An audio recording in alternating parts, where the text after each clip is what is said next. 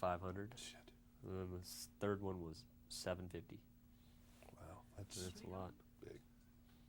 Speed. But they're like mini movies. They are. You know. Well, this movie's quite a ride, particularly that shot there. Uh-huh. Did you have fun making this one, or did it give you a headache? Well, it was tough. It's fun, but it is physically draining after 9 months. I have Bad Boys on Laserdisc. Oh, I you watched did? it the other night. I liked the movie Oh, a you lot. did? You did? And I like a lot of the angle. I like a lot of the things you did in there. Has this movie got anything to do, any similarities as far as you're concerned on how you approached it? Yeah, it's kind of the same kind of kinetic energy, camera work in terms of action. It's a little bit quirky in the comedy. It's this movie's a little bit different. It's a lot more serious. It's a lot characters are a lot more strong. I think there are really some dynamic performances in the movie. It's just we had a little bit more money to blow things up and make some cooler gags. Well, your career's been similar to Jan de Bont's in that you've been very visually oriented. Right. Because some of your things you've done, people don't get to talk. Right. You know, right, like in right. music videos. What was it like, or were you a little nervous going into maybe your first speaking time with Connery? Or you're Actually, just fearless?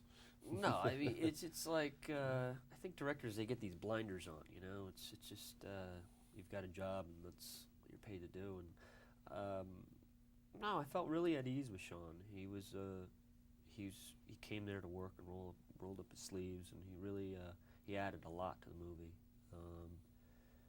Every day at rehearsal at the beginning of the morning, we would just come up with good ideas, and you know, he's just a total pro. Is that good for you, for an actor and or others, to be a collaborative effort, or are you pretty much, like I said, have blinders on, you know what you need to do? No. It's totally collaborative. I mean, you've got 300 people that you're guiding down a path, and there are a lot of opinions, and they're great opinions, and it's just you got to pick the ones that are going to make the movie better. So you know, I love actors that come to work with ideas and to make things better. Have you storyboarded or shot the movie in your head before you make it? Yeah, I do a lot of that. I listen to music and I kind of pre-visualize what I'm doing, and I also allow like a 50% amount of kind of spontaneity to happen on the set. I storyboard a lot of my action. I storyboard all the action, but I always allow for new ideas to come up on the set.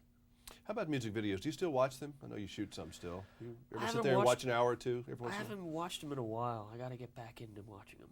Because some people think they're kind of in a rut. Maybe it's because of the budgeting process. You've only got so much money to work with in most cases. It's partially that, true. You know, that you're pretty limited in how exciting you can be and what you can do. When I left music videos to get into commercials, I was kind of left. Music videos were at the height of doing story videos, and I love story videos. And when I left to do commercials, it just seemed like the rap thing, and it seemed like there was just a lot of just uncreative work out there. It just, you know, that's not saying that all rap is bad, but I'm just saying there's a certain, you know, the grunge videos and some of the rap videos, and it just seemed to be the same old thing, same old. I mean, performance videos are pretty boring in of themselves anyway, aren't they? Pretty much. Depends if you have a charismatic performer, you know, like Well, Tina that's true. Turner. I was going to say, what's love got to do with it? I mean, you see some of the things, they just have a camera moving around her and it's okay. Yeah. You know, but some people, you can set them on fire and you can't make them interesting. That's right. And those are music video tricks we use. I mean, you got to move the camera to make them move, because sometimes they're not as, they might have great voices, but we got to make them dance, you know? Are most of the music videos you've done over the time, have they been one-day shoots or more? More.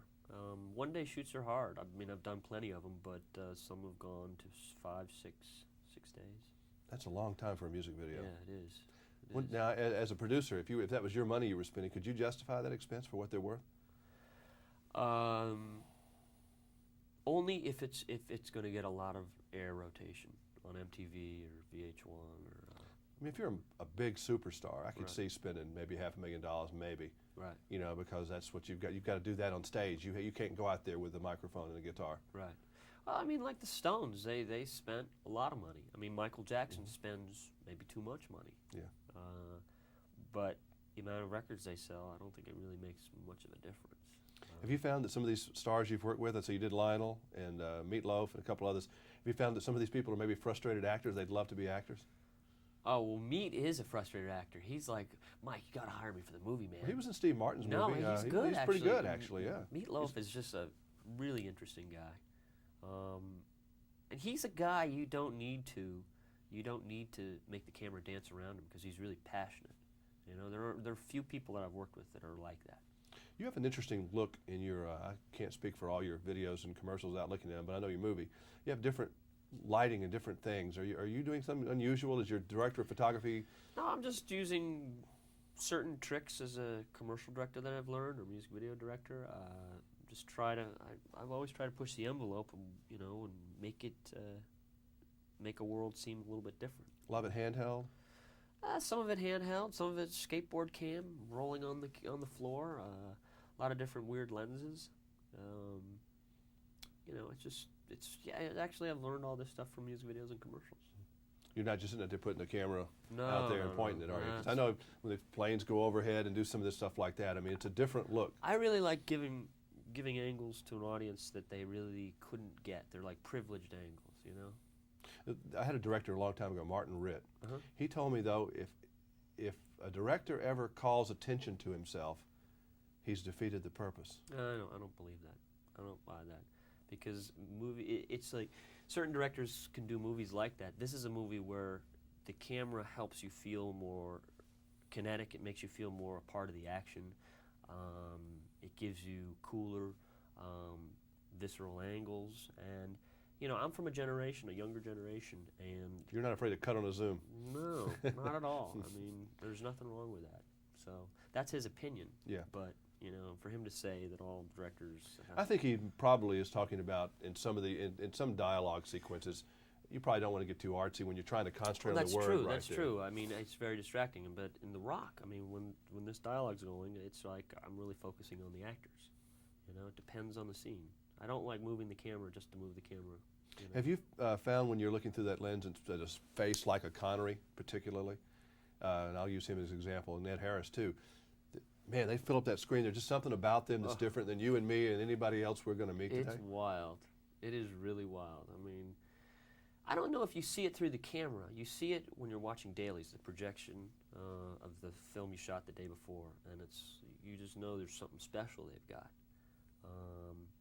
They can really turn it on for the camera. The camera loves them, and it's true. Not everyone has that kind of, I guess, gift. Because I know when you shot Ed Harris real close like that, I said, boy, no, not many people can live with that. Oh yeah, he's just got a It's presence. just cool. Yeah. All right, nice seeing you. Yeah, you Love too. your work. Thanks. Thanks. Stop it.